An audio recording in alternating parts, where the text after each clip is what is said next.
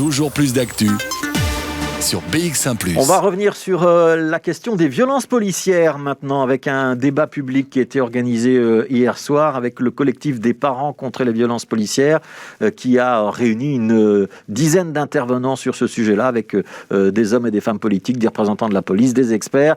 L'objectif, c'était de trouver des solutions et d'essayer d'imaginer la reprise du dialogue. L'un des organisateurs de l'événement, c'est Alexandre Pic. C'est le papa d'un jeune qui a été violenté il y a quelques semaines. Alexandre Pic, qui est aujourd'hui l'invité d'Arnaud Bruckner. Alexandre Peck, bonjour. Bonjour. Donc si on vous contacte, c'est parce que vous avez donc organisé ce colloque hier sur les violences policières et surtout quelles solutions y trouver. Première grande question, pourquoi avoir organisé ce colloque hier ? Alors, le 11 c'est un collectif de parents, donc on est plusieurs personnes à se mobiliser par rapport à des faits qui se sont passés le 24 janvier à la caserne d'Etterbeek, donc des faits d'une violence extrême, et en tout cas ce qui nous apparaît comme de la violence extrême est tout à fait illégitime de la part de la police. Donc on se mobilise, nous les parents, dans deux directions, on va dire. Dans une direction qui est les voies judiciaires, les voies de la justice, parce qu'il y a des coupables, il y a des gens qui ont commis des délits, en fait, qui ont fait des infractions à la loi, ce sont des policiers. Et donc voilà, on estime qu'on doit avoir justice, et donc on a des démarches qui sont prévues au niveau de la justice. Mais on pense aussi que si on doit améliorer les choses, c'est ensemble.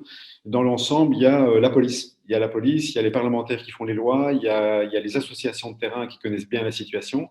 Et j'ai dit la police parce qu'on se rend bien compte que dans la police, il y a beaucoup de gens qui font très bien leur boulot, qui sont respectueux des citoyens. Et à aucun moment, dans le collectif des parents, nous voulons faire un amalgame au niveau des policiers. On a conscience qu'il y a une minorité, notamment à Bruxelles, on ne connaît pas vraiment le reste de la Belgique, mais on a conscience qu'à Bruxelles, il y a une minorité de gens qui sont en réalité assez dangereux pour notre jeunesse, et on n'accepte pas cette situation. Et donc justement, ce colloque, vous le disiez, vous parliez de politiciens, de policiers, d'experts. Est-ce que vous pourriez nous résumer finalement qui était présent hier ? Voilà, donc il y a beaucoup de parties qui sont concernées finalement par la thématique des violences policières. Il y a d'abord les adolescents qui sont les victimes, il y a les parents qui veulent, avec les adolescents, que les choses changent. Il y a des parlementaires, c'est des gens qui font des lois, donc on avait 5 parlementaires qui étaient invités.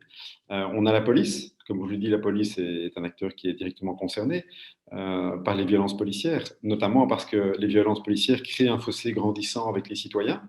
Donc la police a conscience qu'elle doit modifier une série de choses, et pas uniquement les perceptions, c'est des modes de fonctionnement qui doivent changer. Et les associations de terrain, les associations qui connaissent les questions de droits de l'homme, de droits de l'enfance, et enfin des juristes, des criminologues, des gens qui sont spécialistes des questions de délinquance qui concernent éventuellement la police. Donc c'est un panel relativement diversifié de compétences et de témoignages. Et entre toutes ces personnes-là, est-ce qu'hier il y a eu un débat fort, des prises de position fortes? Finalement, qu'est-ce que vous retenez de ce colloque qui a eu lieu hier? Alors la première chose que je retiens, c'est qu'on a insisté dès le début dans le colloque pour signifier que le colloque n'était pas un tribunal. On n'est pas là pour faire la justice. Comme je l'ai dit, il y a deux actions. Il y a une action qui est faite auprès de la justice, et donc ça, c'est un travail qui est fait avec des avocats, avec des juges, et la justice fera son travail. Ici, c'est pas le lieu. Donc on a bien précisé d'emblée que c'était un endroit où on cherchait des solutions. Donc on a centré très fort la discussion sur les solutions. Et moi, ce qui m'a frappé, c'est que tout le monde a été très respectueux de cet esprit-là, y compris et surtout les jeunes qui ont vécu des choses qui sont difficiles et qui sont exprimés avec beaucoup de dignité. Et je dois dire aussi, le membre de la police qui représentait la police, le porte-parole, les a écoutés. Les parlementaires ont été attentifs. Et donc, je trouve que le principal enseignement à ce stade du colloque, c'est le climat qu'il a été possible de créer entre des gens qui ne pensent pas nécessairement la même chose, qui n'ont pas vécu la même chose, et qui, à un moment donné, devront se retrouver pour trouver des solutions. Et donc justement, vous le disiez, ces solutions, quelles sont les pistes de solutions très concrètement qui ont pu être abordées hier? Alors, les solutions, en réalité, elles sont bien balisées, et depuis longtemps par de nombreux rapports, notamment par le comité P. Il y a beaucoup d'experts qui se sont penchés parce que la question des violences policières, pour nous, parents, qui sommes confrontés depuis le 24 janvier, c'est un peu nouveau parce qu'on y est confronté, je dirais, dans notre chair. Mais en réalité, c'est un problème qui est présent depuis longtemps, qui est très présent dans la presse d'ailleurs, et donc qui a déjà fait l'objet de pas mal d'analyses, de commentaires, de recommandations et de solutions. Donc les solutions, elles sont très connues. Donc je ne vais pas les lister toutes ici, mais il y en a en fait quelques-unes qui me semblent, moi, beaucoup plus importantes que les autres. Bien sûr qu'il y a la sélection des policiers, il y a la formation des policiers, il y a les questions de bodycam et de caméras qui sont installées dans les commissariats. Tout ça, c'est très bien, mais il y a aussi un volet qui est très important, qui est le fait que des gens qui commettent des infractions, des gens qui dans la police se comportent comme des délinquants, des gens qui frappent des adolescents qui sont sans aucune défense, des gens qui insultent copieusement des adolescents pendant plusieurs heures, ces gens-là doivent être sanctionnés. Donc ce volet sanction ne peut pas être mis de côté parce qu'on aura installé quelques caméras ou bien parce qu'on formerait les gens à être polis en cours de carrière. Donc à un certain moment, le volet sanction, ce qu'il suppose, c'est que d'abord, il y ait la possibilité pour les gens qui, à l'intérieur de la police, considèrent que les violences ne sont pas acceptables, les violences de collègues, il faut que ces gens-là puissent s'exprimer sans être soumis à la vendetta, qui est en fait le climat qu'on connaît aujourd'hui. Celui qui dénonce une violence policière, s'il est policier, sa carrière est pratiquement finie. Donc, cette situation ne peut pas se prolonger. Et je ne sais pas si je prolonge maintenant ou bien si vous voulez que je prolonge. Il y a un deuxième aspect qui est extrêmement important, c'est qu'on se rend compte qu'il y a un organisme qui existe, qui est le comité P, et on se rend compte, là je me rends compte moi comme parent, parce que cet après-midi je vais faire une déposition avec mon fils, eh bien la personne qui prolonge le comité P et l'action du comité P, c'est une policière qui est dans la zone où se trouvent les policiers incriminés et dont le responsable hiérarchique est le même que les policiers pour lesquels on a une plainte à formuler. Donc il y a de ce côté-là, nous semble-t-il, a priori, c'est un dysfonctionnement. Je pense qu'il faut créer une instance totalement indépendante de la police, qui ne soit pas des policiers qui soient détachés momentanément pour faire des enquêtes sur leurs collègues, mais qui est vraiment un corps tout à fait détaché, tout à fait indépendant de gens qui sont des spécialistes des enquêtes sur les questions de violence policière.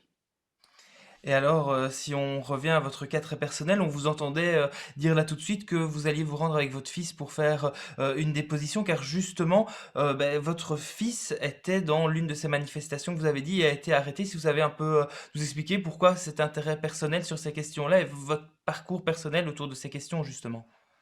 Mais mon parcours, il commence le 24 janvier, c'est-à-dire au moment où à 10h05, mon fils qui a quitté la maison à midi me demandant s'il pouvait aller à une manifestation contre les violences policières, s'est trouvé effectivement enfermé, comme plus de 200 jeunes, au commissariat d'Etterbeek, dans différentes cellules. Ils étaient 27 dans la cellule de mon fils, sans aucune mesure de confinement, copieusement insultés par les policiers qui étaient là.